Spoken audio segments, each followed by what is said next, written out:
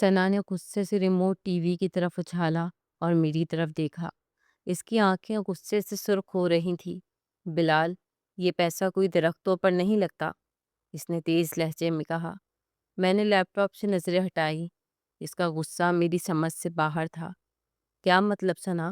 میں نے تحمل سے پوچھا۔ وہ صوفے سے اٹھی اور میرے سامنے آ کر کھڑی ہو گئی۔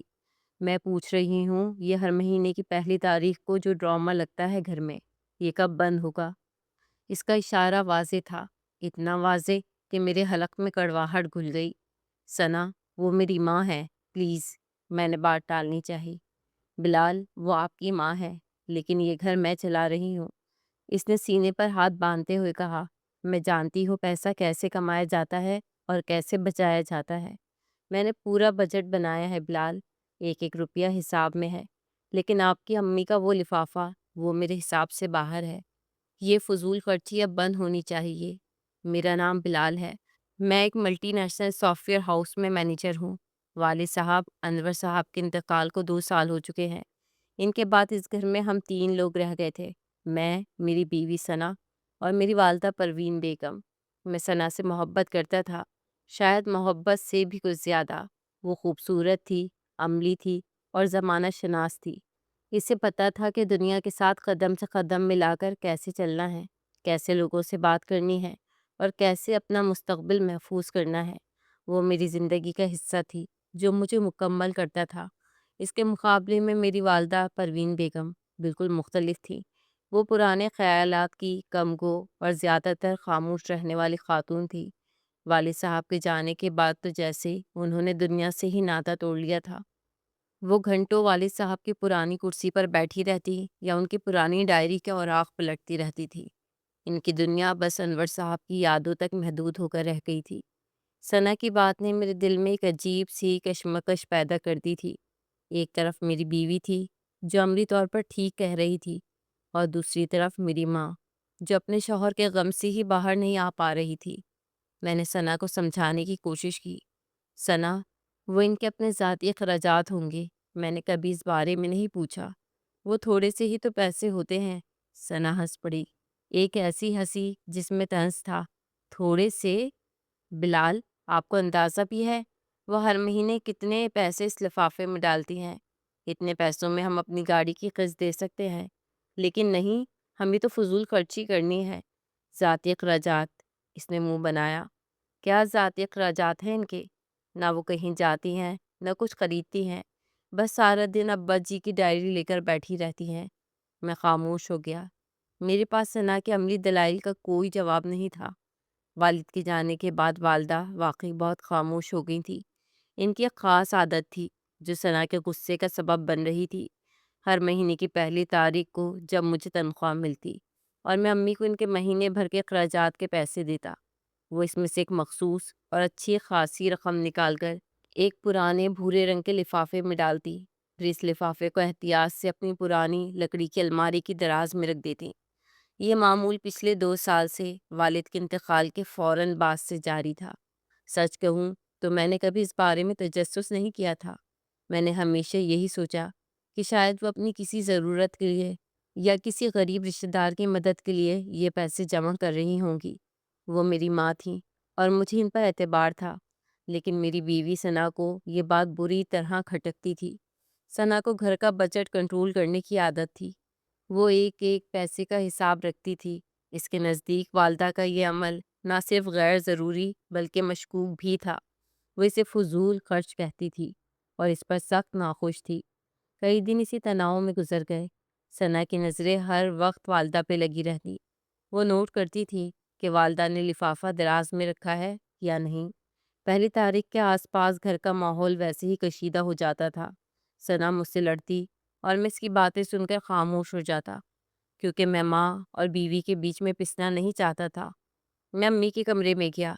وہ جائے نماز پر بیٹھی تسبیح پڑھ رہی تھی۔ ان کے چہرے پر ایک عجیب سا سکون تھا، لیکن آنکھوں میں وہی پرانی اداسی۔ امی، آپ ٹھیک ہیں؟ میں نے ان کے قریب بیٹھتے ہوئے پوچھا۔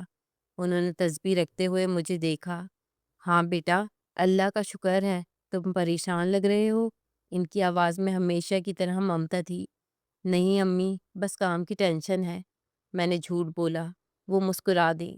تم اپنے والد پر گئے ہو بلال؟ وہ بھی اپنی پریشانی کبھی ظاہر نہیں کرتا تھا۔ انہوں نے تکیے کے نیچے سے والد صاحب کی ڈائری نکالی اور اسے چوم کر سینے سے لگایا۔ یہ ڈائری ان کی کل کائنات تھی۔ جب سے ابا گئے تھے میں نے انہیں شاید ہی کبھی اس ڈائری کے بغیر دیکھا ہو۔ کچھ دن بعد ایک موقع آیا جس کا ثنا کو شدید انتظار تھا۔ والدہ کی طبیعت کچھ خراب تھی۔ انہیں ڈاکٹر کے پاس معمول کے چیک اپ کے لیے جانا تھا۔ میں نے آفس سے چھٹی لی۔ امی آپ تیار ہو جائیں، میں گاڑی نکالتا ہوں۔ ثنا جو کچن میں ناشتہ بنا رہی تھی فوراً بولی، ہاں امی جی آپ جائیں، بلال آپ کو لے جائیں گے، آپ فکر نہ کریں، میں گھر سنبھال لوں گی۔ اس کے لہجے میں جو غیر معمولی مٹھاس تھی وہ میں اس وقت سمجھ نہ سکا۔ میں امی کو لے کر ہسپتال چلا گیا۔ ڈاکٹر کے پاس معمول سے زیادہ وقت لگ گیا۔ کچھ ٹیسٹ ہونے تھے اور پھر رپورٹ کے لیے انتظار کرنا پڑا۔ جب ہم دوپہر کے بعد گھر واپس لوٹے تو گھر میں ایک عجیب سی خاموشی تھی۔ ثنا ہمیں ڈرائنگ روم میں نظر نہیں آئی۔ میں امی کو ان کے کمرے میں چھوڑ کر اپنے کمرے میں آیا۔ ثنا وہیں تھی، بیڈ پر بیٹھی تھی۔ اس کے چہرے پر غصہ نہیں تھا بلکہ ایک عجیب سی فتح مندی اور طنز تھا۔ اس کے سامنے بیڈ پر وہ سارے پرانے بھورے لفافے بکھرے پڑے تھے، پچھلے کئی مہینوں کے جمع شدہ لفافے۔ میرا دل دھک سے رہ گیا۔ ثنا، یہ سب کیا ہے؟ تم نے امی کا دراز کھولا؟ میری آواز میں حیرت سے زیادہ خوف تھا۔ ثنا اپنی جگہ سے اٹھی۔ اس کی آنکھوں میں ایک چمک تھی۔ ہاں کھولا، مجھے کھولنا پڑا۔ بہت شوق تھا نا آپ کو اپنے ذاتی اخراجات جاننے کا۔ یہ دیکھیں، یہ ہیں آپ کے امی کے ذاتی اخراجات۔ اس نے ایک لفافہ اٹھا کر میری طرف پھینکا۔ میں نے کانپتے ہاتھوں سے لفافہ اٹھایا۔ یہ وہی پرانا بھورا لفافہ تھا۔ اس پر میری والدہ کی کانپتی ہوئی لکھائی میں دو الفاظ لکھے تھے جنہیں میں نے بامشکل پڑھا، ہما برائے تعلیم۔ میں نے الجھن میں ثنا کی طرف دیکھا۔ ہما؟ یہ ہما کون ہے؟ ثنا نے کہکا لگایا۔ یہی تو میں پوچھنا چاہتی ہوں بلال میاں، یہ ایک لفافہ نہیں ہے، یہ دیکھیں۔ اس نے بیڈ پر بکھرے درجنوں لفافوں کی طرف اشارہ کیا۔ ہر لفافے پر ایک ہی نام، ایک ہی مقصد لکھا تھا۔ کون ہے یہ ہما؟ اور اس کی تعلیم پر ہمارے ہزاروں روپے، لاکھوں روپے کیوں برباد ہو رہے ہیں؟ یہ کون سا راز ہے جو آپ کی والدہ ہم سے چھپا رہی ہیں؟ ثنا کی آواز میری کانوں میں گونج رہی تھی، لیکن میری نظریں اس ایک نام پر جمی تھی، ہما۔ میری نظریں ان درجنوں لفافوں پر تھی جو ہمارے بیڈ پر بکھرے ہوئے تھے۔ میری ماں کا راز، ان کی خاموشی کا سبق ان لفافوں میں بند تھا۔ بلال، میں آپ سے بات کر رہی ہوں۔ ثنا نے میرا بازو جھنجھوڑتے ہوئے کہا، آپ کو سنائی نہیں دے رہا؟ یہ کیا ہو رہا ہے ہمارے گھر میں؟ کون ہے یہ عورت جس پر آپ کی ماں ہمارے پیسے لٹا رہی ہے؟ اس کا لہجہ اتنا جارحانہ تھا کہ میں ایک لمحے کے لیے لرز گیا۔ ثنا پلیز آہستہ بولو، امی سن لیں گی۔ میری آواز خود میری نہیں لگ رہی تھی۔ میں نے بے بسی سے لفافوں کو دیکھا۔ مجھے کچھ نہیں معلوم ثنا، میں سچ کہہ رہا ہوں۔ میرا کیا مطلب ہے آپ کو کچھ نہیں معلوم؟ ثنا چیخی۔ 2 سال سے، بلال 2 سال سے یہ ڈرامہ چل رہا ہے اور آپ جس گھر کے سربراہ ہیں آپ کو خبر تک نہیں۔ واہ کیا کمال ہے! اس نے طنزیہ تالی بجائی۔ یہ کون سی محبت ہے جو آپ کی ماں کو اس ہما سے ہو گئی ہے؟ کیا رشتہ ہے ان کا؟ کہیں کوئی، اس نے اپنی آنکھیں چھوٹی کرتے ہوئے کہا، کہیں کوئی پرانا چکر تو نہیں انور انکل کا؟ میں نے غصے سے اس کی طرف دیکھا۔ ثنا اپنی زبان کو لگام دو، وہ میرے والد تھے۔ والد تھے تو کیا ہوا؟ ثنا نے کندھے اچکائے۔ مرد تو مرد ہوتا ہے، اور یہ ہما نام کی بلا نہ جانے کہاں سے آئی ہے جو ہماری جڑیں کاٹ رہی ہے۔ اس کی تعلیم پر اس نے ایک لفافہ اٹھا کر میری طرف پھینکا۔ ہمارے پیسے خرچ ہو رہے ہیں، میرے اور آپ کے مستقبل پر خرچ ہونے والے پیسے۔ ابھی میں کوئی جواب سوچ ہی رہا تھا کہ دروازہ کھلا اور والدہ پروین بیگم ویل چیئر پر اندر داخل ہوئی۔ وہ شاید میری آواز سن کر آ گئی تھی۔ ان کی نظر پہلے مجھ پر پڑی، پھر ثنا پر، اور پھر بیڈ پر بکھرے ان لفافوں پر۔ ایک لمحے کے لیے ان کے چہرے پر مکمل سناٹا چھا گیا۔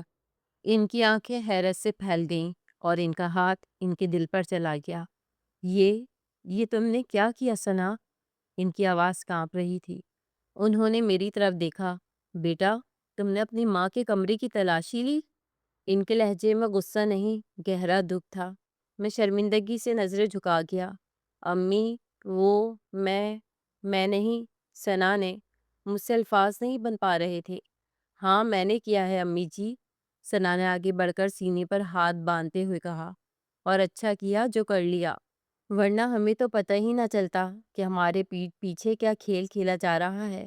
والدہ نے ویل چیئر کو تھوڑا آگے بڑھایا اور بیٹھ کے قریب آ گئیں۔ ان کی نظریں ان لفافوں پر جمی تھی۔ کون سا کھیل بہو؟ ان کی آواز اب بھی دھیمی تھی۔ ثنا نے ایک لفافہ اٹھایا۔ یہ امی جی، یہ کھیل۔ یہ ہما کون ہے؟ اور اس کی تعلیم کے لیے اتنے ہزاروں روپے کہاں سے آ رہے ہیں؟ والدہ نے ایک لمبی تھکی ہوئی سانس لی۔ ان کی نظریں مجھ پر مرکوز ہو گئیں۔ بلال، تم بھی یہی جاننا چاہتے ہو؟ میں نے ہاں میں سر ہلایا۔ امی، آپ کو بتانا چاہیے تھا۔ ثنا کو غلط فہمی ہو رہی ہے۔ والدہ نے آنکھیں بند کی، جیسے کوئی پرانی یاد تازہ کر رہی ہوں۔ ہما، انہوں نے آہستہ سے کہا، وہ ہما ہے، وہ میرے شوہر کی وصیت ہے۔ میں نے اور ثنا نے ایک دوسرے کو دیکھا۔ کیسی وصیت؟ ثنا نے بے صبری سے پوچھا۔ والدہ نے بتانا شروع کیا۔ ان کی آواز اب پرسکون تھی، جیسے وہ کسی اور ہی دنیا میں پہنچ گئی ہو۔ بیٹا، ہما ہمارے دور کے غریب رشتہ داروں کی بیٹی ہے، بہت ذہین بچی ہے، بالکل تمہارے ابا کی طرح۔ تمہارے ابا بھی تو ڈاکٹر بننا چاہتے تھے، لیکن غربت نے انہیں اجازت نہ دی۔ ان کے دل میں یہ حسرت ہمیشہ رہی۔ وہ کہتے تھے کہ ذہانت پر غربت کا پہرا نہیں ہونا چاہیے۔ ان کی نظر اس بچی پر پڑی۔ انہوں نے ہما کی پڑھائی کا ذمہ اٹھایا تھا۔ وہ کہتے تھے، پروین، میں اس بچی میں اپنا ادھورا خواب پورا ہوتے دیکھ رہا ہوں۔ مجھ سے وعدہ لو، اگر میں نہ بھی رہوں تو تم اس کی پڑھائی نہیں رکنے دو گی، تم اسے ڈاکٹر بناؤ گی۔ یہ تمہارے ابا کی وصیت تھی بیٹا، جو میں پوری کر رہی تھی۔ والدہ کی آنکھوں سے آنسو بہہ رہے تھے۔ میں خاموشی سے یہ سب سنتا رہا۔ میرے والد کا ادھورا خواب، ایک غریب لڑکی کی تعلیم، اور میری ماں کے اس وعدے کو نبھانا۔ کمرے میں ایک لمحے کے لیے خاموشی چھا گئی، لیکن یہ خاموشی ثنا نے توڑی۔ اس کے چہرے پر ہمدردی کا کوئی تاثر نہیں تھا۔ واہ امی جی، کیا کہانی سنائی ہے آپ نے! ثنا نے تالی بجائی۔ انور انکل کو گئے 2 سال ہو گئے۔ ہم کب تک ان کے وعدے نبھاتے رہیں گے؟ ان کی روح کو سکون پہنچانے کے چکر میں کیا ہم اپنا سکون برباد کر دیں؟ امی نے حیرت سے ثنا کی طرف دیکھا۔ بہو، یہ تم کیا کہہ رہی ہو؟ یہ وعدہ تھا، ان کی آخری خواہش تھی۔ ثنا بھڑک اٹھی۔ آخری خواہش تھی تو کیا؟ وہ مر چکے ہیں امی جی، اور مرے ہوئے لوگوں کے وعدے زندہ لوگوں پر بوجھ نہیں بننے چاہیے۔ ہماری اپنی زندگیاں ہیں، ہمارے اپنے خواب ہیں۔ ہم نے اپنے مستقبل کے لیے بچت کرنی ہے۔ ہم نے اپنا گھر لینا ہے، گاڑی لینی ہے۔ یہ پیسے جو آپ اس انجان لڑکی پر لٹا رہی ہیں، یہ ہمارے ہیں، بلال کی محنت کی کمائی ہے۔ میں انہیں ایسے ضائع نہیں ہونے دوں گی۔ ثنا کا ہر لفظ زہر میں بجھا ہوا تھا۔ امی، یہ آپ کیا کہہ رہی ہیں؟ یہ ضائع نہیں ہو رہے، یہ ایک بچی کا مستقبل۔ امی کی بات ثنا نے کاٹ دی۔ بس کریں امی جی، بہت ہو گیا۔ بلال، اب آپ سمجھائیں اپنی امی کو، یہ پیسے اب بند ہونے چاہیے۔ سب کی نظریں مجھ پر تھیں۔ ایک طرف میری ماں تھی، اپنے شوہر کے آخری وعدے کے ساتھ، اور دوسری طرف میری بیوی، میرے مستقبل کے عملی تقاضوں کے ساتھ۔ ثنا کی باتیں تلخ تھیں، لیکن تھی تو سچ۔ ہم کب تک ماضی کا بوجھ اٹھا کر چلتے؟ ہمیں اپنے حال اور مستقبل کا سوچنا تھا۔ میں نے ایک گہرا سانس لیا۔ میں ثنا کی باتوں میں آ چکا تھا۔ اس کی منطق مجھے درست لگ رہی تھی۔ امی، میں نے آہستہ سے کہا، ثنا ٹھیک کہہ رہی ہے۔ ہم کسی ایک لڑکی پر، جس سے ہم کبھی ملے بھی نہیں، اتنے پیسے نہیں لگا سکتے۔ پلیز آپ یہ سلسلہ بند کر دیں۔ میری ماں نے مجھے ایسے دیکھا جیسے انہیں یقین نہ آیا ہو کہ یہ میں بول رہا ہوں۔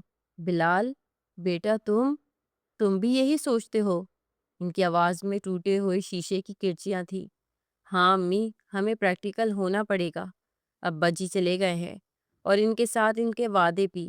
ہمیں آگے بڑھنا ہے۔ والدہ نے اپنی ویل چیئر کا پہیہ گھمایا اور میرے قریب آئیں۔ انہوں نے میرے ہاتھ پکڑ لیے۔ ان کے ہاتھ برف کی طرح ٹھنڈے تھے۔ نہیں بیٹا، ایسا مت کہو، خدا کے لیے ایسا مت کرو۔ اس بچی کا آخری سال ہے، اس کی پڑھائی رک جائے گی، وہ برباد ہو جائے گی۔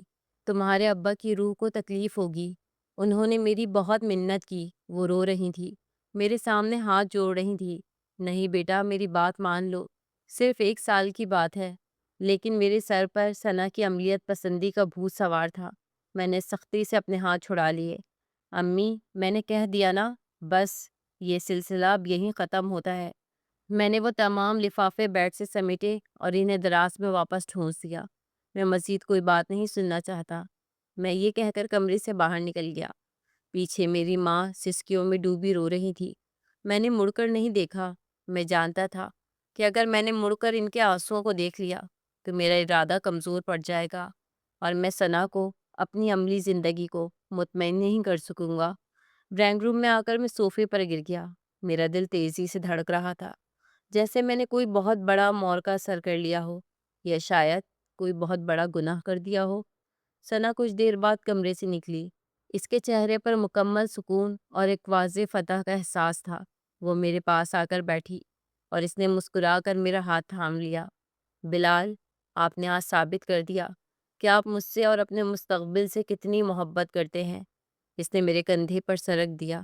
مجھے اچھا لگا بلال، آپ نے بالکل صحیح فیصلہ کیا ہے۔ ان پرانے وعدوں کا بوجھ ہم کیوں اٹھائیں؟ میں خاموش رہا۔ اس کی قربت مجھے سکون دے رہی تھی، لیکن امی کے کمروں سے آتی دبی دبی سسکیوں کی آواز میرے سکون میں خلل ڈال رہی تھی۔ اس رات کے بعد ہمارے گھر کا نقشہ ہی بدل گیا۔ امی نے مجھ سے بات چیت تو برقرار رکھی، لیکن اس میں پہلے جیسی گرم جوشی نہیں رہی۔ وہ مجھ سے ضرورت کی بات کرتی اور پھر اپنی خاموشی کی چادر اوڑھ لیتی۔ لیکن ثنا کے ساتھ ان کا رویہ بالکل مختلف تھا۔ وہ ثنا کی موجودگی کو برداشت ہی نہیں کرتی تھی۔ اگر ثنا لاؤنج میں بیٹھی ہوتی تو وہ وہاں نہیں آتی۔ اگر ثنا کچن میں ہوتی تو وہ پانی پینے بھی نہ جاتی۔ ثنا نے شروع میں اس بات کو نظر انداز کیا۔ اس کے لیے یہی کافی تھا کہ اس کا مطالبہ پورا ہو گیا تھا اور پیسوں کی فضول خرچی بند ہو گئی تھی۔ کچھ ہفتے اسی طرح گزر گئے۔ گھر میں ایک عجیب سی خاموشی طاری تھی۔ یہ وہ سکون نہیں تھا جو گھروں میں ہوتا ہے، یہ طوفان سے پہلے کا سناٹا تھا۔ میں نے خود کو کام میں غرق کر لیا تھا اور ثنا گھر کی سیٹنگ اور آن لائن شاپنگ میں مصروف ہو گئی تھی۔ وہ ان پیسوں کو خرچ کرنے کی منصوبہ بندی کر رہی تھی جو اب بچ رہے تھے۔ امی سارا دن اپنے کمرے میں والد صاحب کی ڈائری لیے بیٹھی رہتی۔ مجھے کبھی کبھی ان پر ترس آتا، لیکن پھر ثنا کی باتیں یاد آ جاتی کہ ہمیں عملی طور پر سوچنا ہے۔ ایک دن میں آفس سے گھر لوٹا تو پوسٹ مین نے مجھے ایک خط دیا۔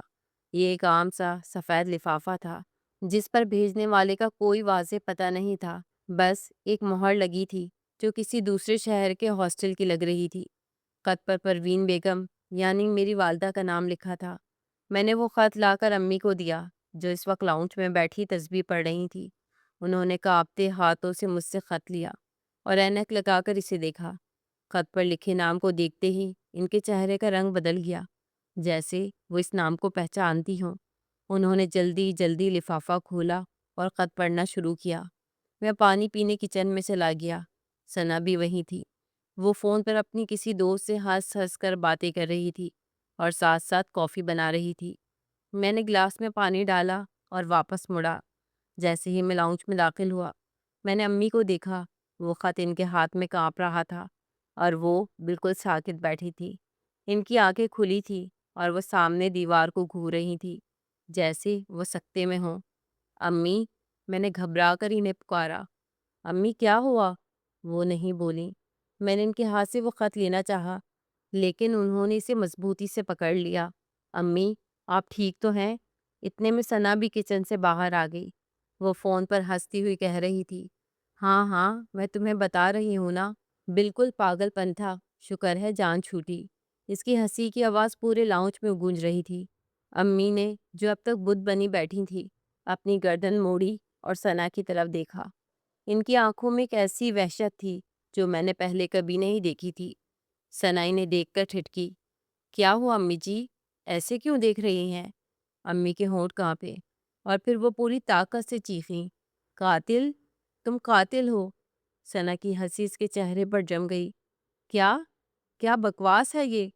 امی ویل چیئر سے اٹھنے کی کوشش کرنے لگی۔ ان کا پورا وجود لرز رہا تھا۔ تم نے قتل کیا ہے۔ تم نے اس بچی کے خوابوں کا قتل کیا ہے۔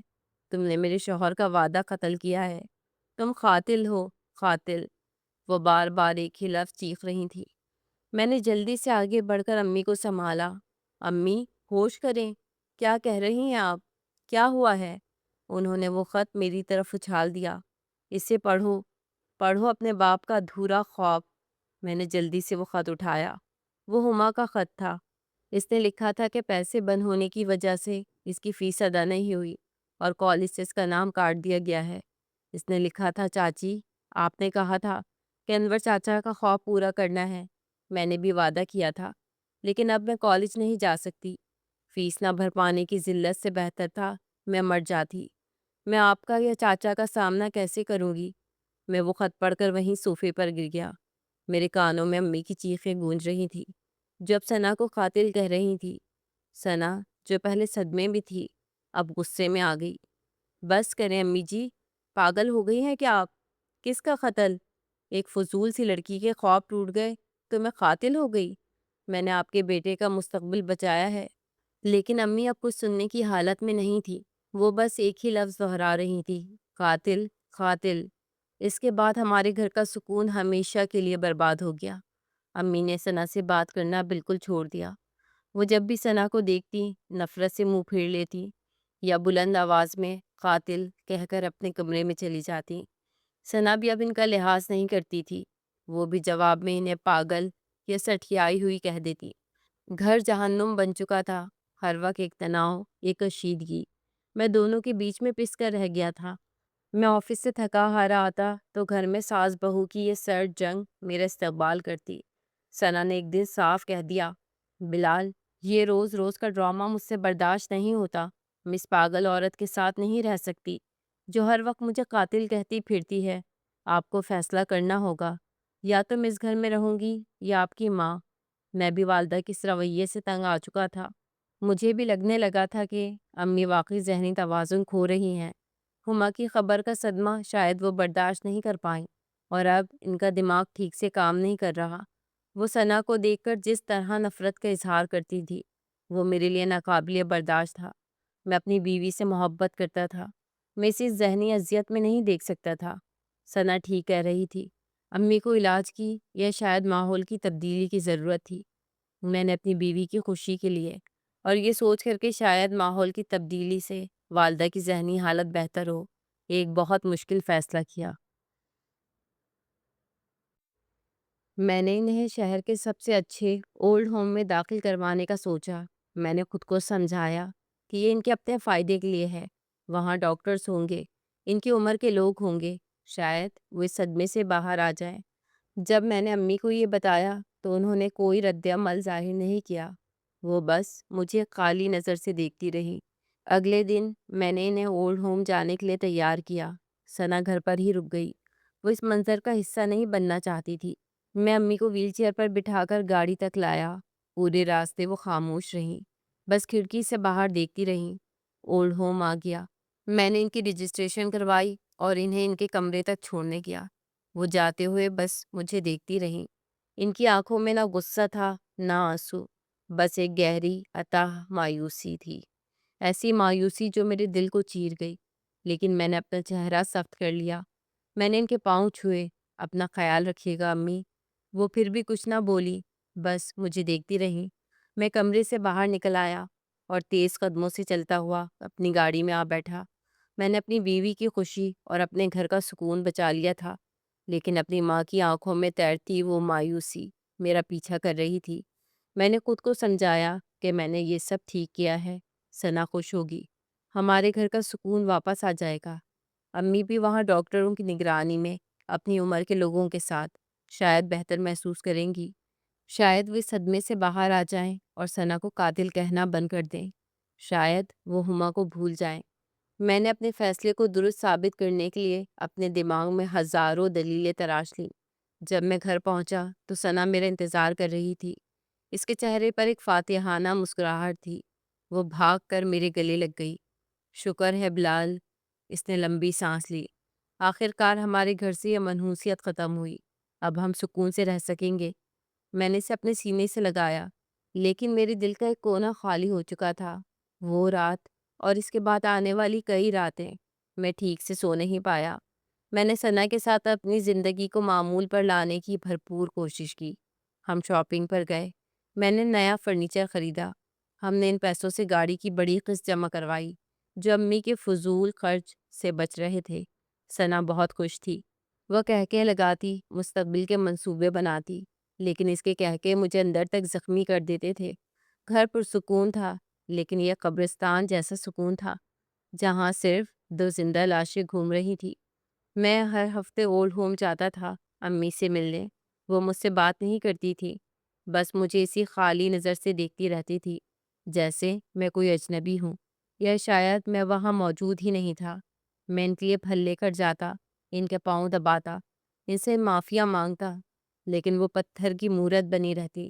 نرسیں کہتی کہ وہ زیادہ تر خاموش رہتی ہیں، بس کبھی کبھی رات کو اپنے شوہر کا نام لے کر بڑبڑاتی ہیں یا کسی ہما کا ذکر کرتی ہیں۔ ہر ملاقات میرے دل پر ایک نیا گھاؤ لگاتی، اور میں اس گھاؤ کو چھپانے کے لیے ثنا کی محبت میں مزید پناہ لیتا۔ وقت گزرتا رہا، مہینے بیت گئے، میں نے خود کو کام میں ڈبو دیا۔ ثنا نے گھر کو اپنی مرضی سے سجا لیا تھا، ہم نے امی کے کمرے کو ایک گیسٹ روم میں تبدیل کر دیا تھا، والد صاحب کی پرانی الماری کو اسٹور روم میں رکھ دیا گیا تھا۔ ہم اپنی زندگی میں مگن تھے، یا شاید مگن ہونے کا ناٹک کر رہے تھے۔ کل رات میں آفس سے دیر سے لوٹا تھا، ثنا سو چکی تھی، میں بھی تھکا ہوا بستر پہ گرا ہی تھا کہ میرے فون کی گھنٹی بجی۔ اس وقت رات کے 2 بج رہے تھے۔ میں نے گھبرا کر فون اٹھایا، دوسری طرف ایک انجانا نمبر تھا۔ ہیلو، میں نے نیند میں ڈوبی آواز میں کہا۔ بلال صاحب بات کر رہے ہیں، ایک سنجیدہ پروفیشنل آواز آئی۔ جی، میں بلال بول رہا ہوں، خیریت؟ میں اولڈ ہوم سے نرس ارشاد بات کر رہی ہوں۔ وہ ایک لمحے کے لیے رکی۔ مجھے آپ کو ایک بری خبر دینی ہے، آپ کی والدہ پروین بیگم اب اس دنیا میں نہیں رہی۔ رات کو سوتے میں ہی ان کا انتقال ہو گیا ہے۔ یہ الفاظ میرے کانوں سے ٹکرائے اور میرا پورا وجود سن ہو گیا۔ میرے ہاتھ سے فون گر گیا۔ کیا کیا کہا تم نے؟ میں چیخا۔ ثنا ہڑبڑا کر اٹھ بیٹھی۔ کیا ہوا بلال؟ کون تھا؟ میں نے کانپتے ہاتھوں سے فون اٹھایا۔ وہ کہہ رہی ہے امی، امی نہیں رہی۔ میری آواز میرے حلق میں ہی دم توڑ گئی۔ ثنا کا چہرہ سپاٹ ہو گیا۔ اوہ، اس نے آہستہ سے کہا، پھر اس نے خود کو سنبھالا۔ بلال، ہمت سے کام لے، جو اللہ کی مرضی، آپ جائیں، میں صبح آ جاؤں گی۔ اس کے لہجے میں وہی عملیت پسندی تھی جس نے مجھے برباد کیا تھا۔ میں جوتے پہننا بھول گیا، میں چابیاں اٹھانا بھول گیا، میں جیسے تھا اسی حالت میں ننگے پاؤں گاڑی کی طرف بھاگا۔ سڑکیں سنسان تھیں، لیکن میرے دماغ میں ایک طوفان برپا تھا۔ میری ماں، میری امی مجھے اکیلا چھوڑ گئی، اور میں ان کے پاس نہیں تھا۔ میں نے انہیں خود سے دور کر دیا تھا۔ میں نے انہیں قاتل کہا تھا۔ نہیں، قاتل تو میں تھا۔ میں نے اپنی ماں کی ممتا کا، اپنے باپ کے وعدے کا، اور اس معصوم لڑکی کے خواب کا قتل کیا تھا۔ میں جب اولڈ ہوم پہنچا تو وہاں خاموشی تھی۔ نرس ارشاد مجھے کوریڈور میں ہی مل گئی۔ وہ مجھے ایک کمرے کی طرف لے گئی جہاں اسٹریچر پر ایک سفید چادر میں لپٹا وجود رکھا تھا۔ میں آگے نہیں بڑھ سکا، میرے قدم زمین نے جکڑ لیے تھے۔ یہی ہے، میری آواز نہیں نکلی۔ نرس نے اس بات میں سر ہلایا۔ بہت پرسکون تھی، سوتے ہوئے ہی چلی گئیں۔ آپ کو دیکھ کر شاید خوش ہوتی تھیں۔ میں وہیں دیوار سے ٹیک لگا کر گر گیا۔ میں رو رہا تھا، پھوٹ پھوٹ کر رو رہا تھا۔ نرس نے مجھے پانی کا گلاس دیا۔ تھوڑی دیر بعد جب میرے آنسو تھمے، اس نے مجھے ایک چھوٹا سا تھیلا پکڑایا۔ یہ ان کا تھوڑا سا سامان ہے جو ان کے پاس تھا، کچھ کپڑے اور والد صاحب کی وہی پرانی ڈائری، اور اس نے اپنی جیب سے ایک چھوٹا سا بری طرح تہہ کیا ہوا خط میری طرف بڑھایا۔ یہ انہوں نے مجھے کل شام کو دیا تھا۔ وہ آج صبح سے کچھ بے چین تھی۔ انہوں نے کہا تھا کہ یہ خط آپ کو ان کے جانے کے بعد دوں، ان کی آخری امانت۔ میں نے کانپتے ہاتھوں سے وہ خط لیا۔ یہ ایک چھوٹا سا کاغذ کا ٹکڑا تھا جسے بار بار تہہ کیا گیا تھا۔ یہ امی کی لکھائی تھی، وہی کانپتی ہوئی لکھائی۔ میں نے کانپتے ہاتھوں سے خط کھولا۔ اس پہ زیادہ کچھ نہیں لکھا تھا، اس پر صرف ایک جملہ لکھا تھا: وہ راز جو میں نے چھپایا تھا وہ تمہارے والد کے پرانے کوٹ کی جیب میں ہے۔ وہ راز جو میں نے چھپایا تھا۔ کون سا راز؟ والد کا پرانا کوٹ؟ میرے دماغ میں جھماکا ہوا۔ والد کا وہ بوسیدہ براؤن کوٹ جو وہ سردیوں میں پہنا کرتے تھے اور جو امی نے ان کے جانے کے بعد بھی الماری میں لٹکا رکھا تھا۔ وہ الماری جو اب اسٹور روم میں تھی۔ میرے دماغ تیزی سے کام کرنے لگا۔ میں نے نرس کا شکریہ ادا کیا، ضروری کاغذی کارروائی مکمل کی اور امی کے وجود پہ آخری نظر ڈالے۔ ان کا چہرہ پرسکون تھا، جیسے وہ کسی گہری نیند میں ہوں۔ کاش میں یہ سکون انہیں زندہ رہتے دے پاتا۔ میں بھاگم بھاگ واپس گھر آیا۔ میں ایک طوفان کی طرح گھر میں داخل ہوا۔ ثنا، جو شاید میرا ہی انتظار کر رہی تھی، ڈرائنگ روم میں صوفے پر بیٹھی اونگ رہی تھی۔ میری حالت دیکھ کر وہ اٹھ کھڑی ہوئی۔ بلال، یہ کیا حالت بنا رکھی ہے؟ آپ ٹھیک تو ہیں؟ میں صبح چلتی ہوں نا آپ کے ساتھ۔ اس نے میرا بازو پکڑنا چاہا، لیکن میں نے اس کا ہاتھ جھٹک دیا۔ میں اس سے کوئی بات نہیں کرنا چاہتا تھا۔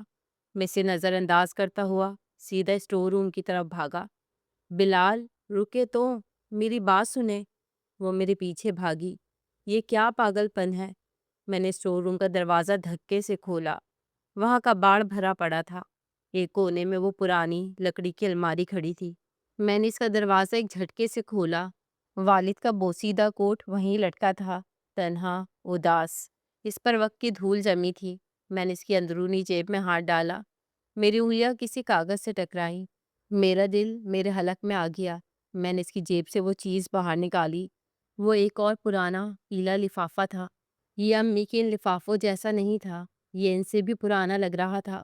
ثنا، جو میرے پیچھے کھڑی یہ سب دیکھ رہی تھی، چیخی، بس کر دے بلال، ہوش میں آئے۔ یہ کیا کر رہے ہیں آپ؟ ایک اور لفافہ؟ اب کیا نیا ڈرامہ ہے؟ میں نے اس کی طرف نہیں دیکھا۔ میری نظریں اس لفافے پر تھیں۔ میں نے کانپتے ہاتھوں سے اسے کھولا۔ اس کے اندر ایک تہہ کیا ہوا خط تھا۔ یہ میرے والد انور صاحب کی لکھی ہوئی ایک تحریر تھی۔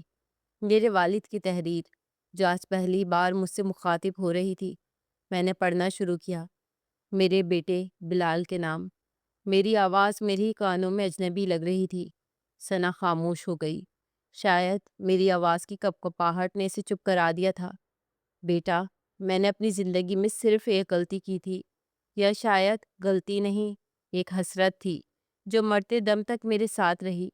میں ڈاکٹر بننا چاہتا تھا۔ میں نے کالج میں داخلہ بھی لے لیا تھا، لیکن غربت، بیٹا، غربت بہت ظالم چیز ہے۔ یہ صرف خواب نہیں دیکھتی، یہ خواب چھین لیتی ہے۔ میں اپنی پڑھائی پوری نہ کر سکا۔ میں نے نوکری کر لی، گھر چلایا، تمہیں پالا، لیکن میرے دل میں وہ ڈاکٹر نہ بن پانے کا زخم ہمیشہ ہرا رہا۔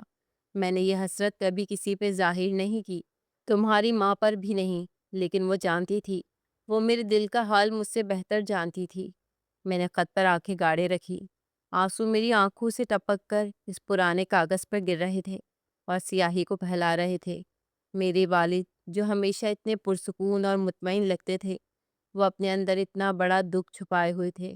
خط میں آگے لکھا تھا، اور پھر سالوں بعد میری نظر اس بچی ہما پر پڑی۔ وہ بالکل میری طرح تھی بلال۔ اس میں وہی ذہانت، وہی لگن، وہی آگ تھی جو مجھ میں تھی۔ میں نے اس کی آنکھوں میں اپنا ادھورا خواب دیکھا۔ مجھے لگا جیسے اللہ نے مجھے ایک اور موقع دیا ہے اپنے اس ٹوٹے ہوئے خواب کو پورا کرنے کا۔ میں اس میں اپنا آپ دیکھ رہا تھا۔ بلال، میں نے تمہاری ماں سے وعدہ لیا۔ میں نے کہا، پروین، اگر میں نہ رہوں تو تم یہ خواب پورا کرو گی؟ تم ہما کو ڈاکٹر بناؤ گی؟ یہ صرف ایک لڑکی کی تعلیم نہیں ہے، یہ میری زندگی کا سکون ہے۔